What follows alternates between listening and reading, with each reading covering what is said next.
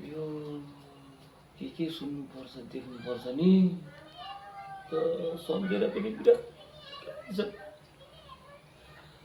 हामीलाई एउटा पाल्न यस्तो गाह्रो छ, मान्छेले चावडा शुद्ध कसरी बिहे गर्छन् हो यार। के सुन्नु परेको हो, टेन्सनै भएर आइसक्यो म त। आजकल हालखबर सोधेर जाऊँ न हौ, के कसो गर्दैछ। साह्रै राम्रो छ अरे आजकल भनेको सुन्छु म त। कामदाम पनि राम्रो गर्छ अरे ठ्याउके। ठ्याउके ओ ठ्याउके।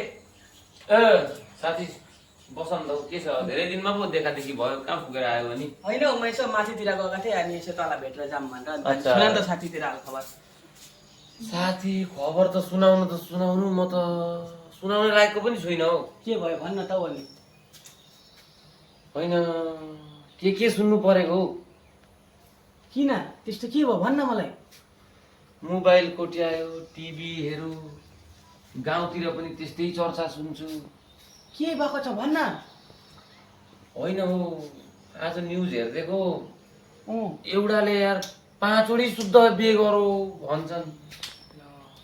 ती कस्ता प्राणी होलान्, हामीलाई त एउटैले काबु खेलाएर मारिसक्यो त हौ। म त बित्त लागेर आइसक्यो सुनेर पनि हौ। कस्ता प्राणी होलान् तिनीहरू साथी।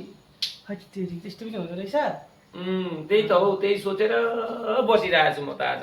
मेरो त बुढी बहुत राम्रो थियो नि साथी। धन्न तैँले त राम्री केटी।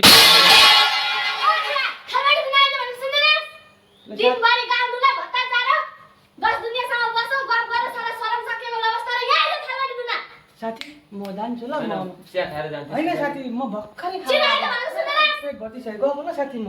होइन चिया खाएर। होइन साथी नखाऊ। साले आफ्नो बुढीले मात्रै थर्काउँछु कि भनेको त यसको बुढीले पनि थर्काउँदै रहेछ। म त आउँदिनँ अबदेखि।